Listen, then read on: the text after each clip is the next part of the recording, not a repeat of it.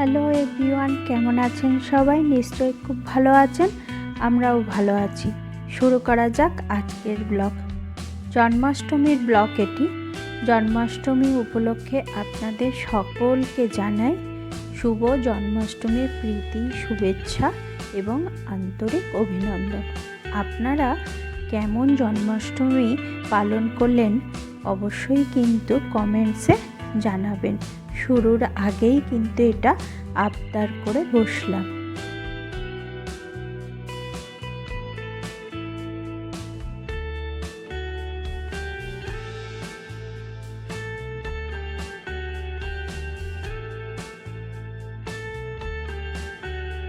জন্মাষ্টমীর আগের দিন বাজার করতে গেছিলাম। বাজার করতে যাওয়ার সময় দেখলাম যে তখন একটু বৃষ্টি পড়ছে, হালকাই ছিল। তো সেই সুযোগে এই গোপালের জন্য এই নতুন জামাটা নিলাম, আর নিলাম 5 রকম ফল, ননি, বাটার আর 5 রকম মিষ্টি। তো এটা যেহেতু গোপালের খুব প্রিয় মাটকা ননিটা, তো এটা নিয়েই নিলাম। আর মিষ্টির দোকানে যে দোকানদার ছিল ওই দাদাও বলছিল যে এটা জন্মাষ্টমী উপলক্ষে বানানো হয়েছে, তো এটা সারা বছর পাওয়া যায় না। আর সত্যি তাই, সবাই দেখলাম এই মাটকা ননিটা নিচ্ছিল, তো আমিও ওই জন্য নিয়ে নিলাম।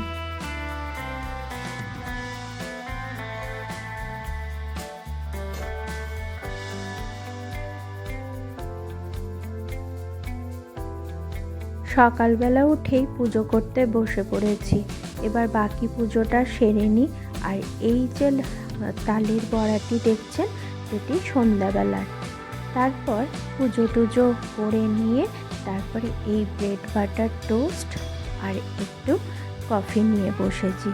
এই ব্রেড বাটার টোস্ট আমার ভীষণ প্রিয়। আমার ছোটোবেলাকার কথাগুলো বারবার মনে পড়ে যাচ্ছিল। আমার মা আমাকে প্রত্যেক দিনই এই কিছু ফল আর এই ব্রেড বাটার টোস্ট স্কুলেতে দিয়ে দিত টিফিনে। আর আমার এতটাই প্রিয় ছিল যে আমি এটা কাউকে ভাগ করে খেতাম না। তো এই ছোটোবেলাকার কথাগুলোই ভীষণ মনে পড়ছে।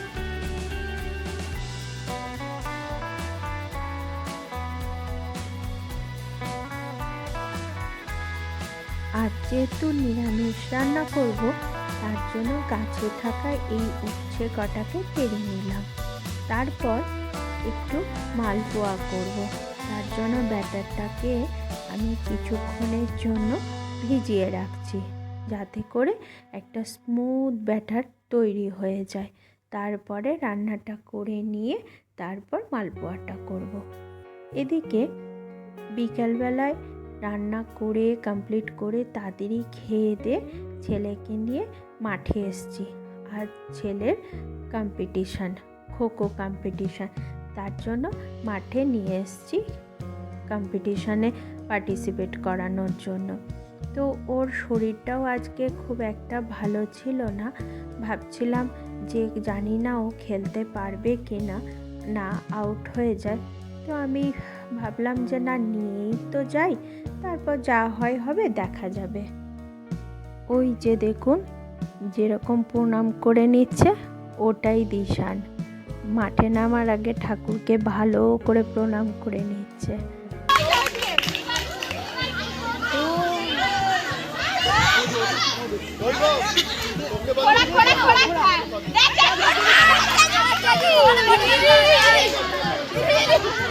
একটা মুখ কাটাতেই কি হচ্ছে বাবা।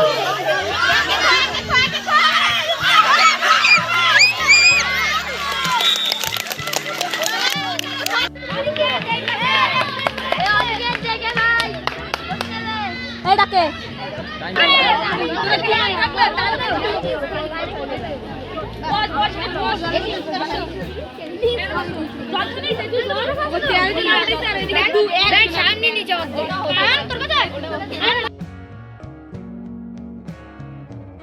দুদিন ব্যাপী এই খোখো খেলাটি ছিল। তো ছেলেদেরও ছিল, মেয়েদেরও ছিল। তার মধ্যে ছেলেরা প্রথমে চেজিং নিয়েছিল, তারপরে রানিং নিয়েছিল। তো ছেলেদের হয়ে গেছে, তারপর মেয়েরা এখন পার্টিসিপেট করার জন্য ওয়ার্ম আপ করে নিচ্ছে। তো এই দেখুন, এখানে এটা হচ্ছে দ্বিতীয় দিনের খেলা। তো দুদিন ব্যাপী এই খেলাটা, ফার্স্ট দিন হচ্ছে জন্মাষ্টমীর আগের দিন একটা হয়েছে, জন্মাষ্টমীর দিন একটা হয়েছে। এই যে 7 নাম্বার যে জার্সিটা দেখছেন, এটাই দিশান।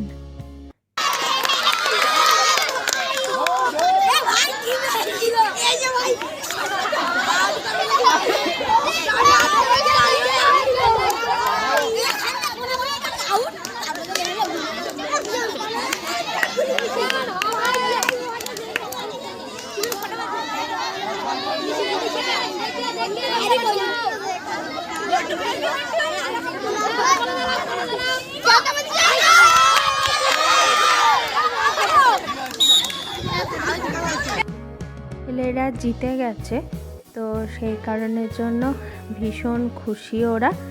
আর হার জিতে তো খেলা থাকবেই। তো ও বলছিল বারবারই যে বন্ধুদেরকে বলছিল মাঠে যদি আমরা জিততে না পারি তাহলে আমাদেরকে লজ্জায় মাথা কাটা যাবে। আমি দাঁড়িয়ে দাঁড়িয়ে শুনছিলাম, আমার ভীষণ মজা লাগছিল। বাচ্চা মনে কত কী প্রশ্ন আর উত্তরের খেলা চলে, তাই ভাবছিলাম আমরাও তো ওই বয়সটা পার করে এসেছি, আমাদেরও তাই এরকম মনে হতো। তাই কি না বলুন? খেলায় তো হার জিত থাকতেই পারে।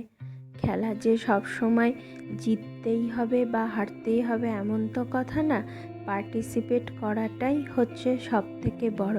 আমরা যারা মাঠের বাইরে থাকি তারা আমরা কত সহজেই ভাবি, ইস ও তো এটা করতে পারলো না, এটা করলে ওইটা হবে না। সেই পজিশনে মাথা ঠান্ডা রেখে চলে আসাটাই সব থেকে বড় ব্যাপার। এটাই আমি মনে করি যে ওরা এত ছোটো বয়সে যে পার্টিসিপেট করছে, এটাই আমার কাছে হার জিত বলে কিছু সেরকম মনে হয়। আর যদি জেতে, এটা তো আমাদের সবার কাছে আনন্দের কথা, সেটা তো অবশ্যই। তবে আমরা ছোটো বয়সে যদি সবাই ছোট্ট করে যে কোনো বিষয় নিয়ে একটু একটু করে প্রচেষ্টা করি, আমার মনে হয় হোক চাই না হোক বড়ো বয়সে সেটা চেষ্টা করলে হয়তো একটা জায়গায় অবশ্যই দাঁড়াবে ভালো একটা ফল।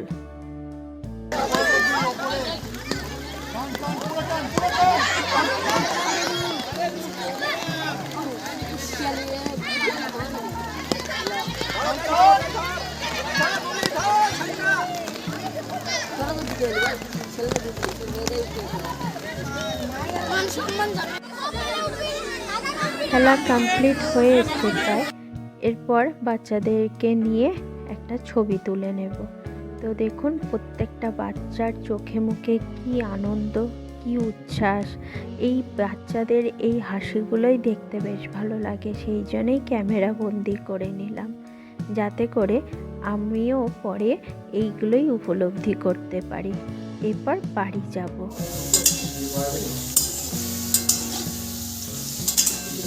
মিষ্টি মাথায় নিয়ে বাড়ি চলে এসেছি। এরপর ফ্রেশ হয়ে নিয়ে একটু ইচ্ছা করছে একটু ভাজাভুজি খাই, কারণ বৃষ্টি যখন পড়ছে, আজকে বৃষ্টির দিনে ভাজাভুজি না হলে কি চলে। তো একটু প্রথমে আলু ভাজা করলাম, আর একটু কুমড়ো ভাজা, সুন্দর বড়া যেটা, সেটা করে নিলাম।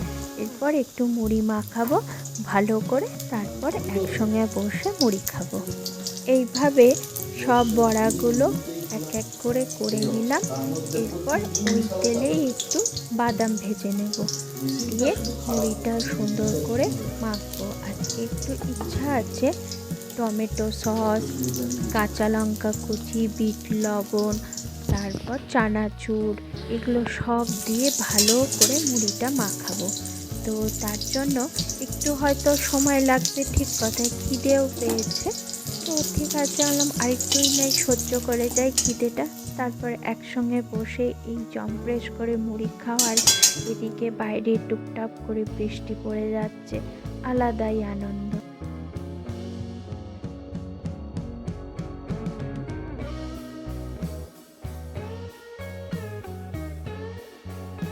চলুন তাহলে মুড়িটা খেয়ে নিই।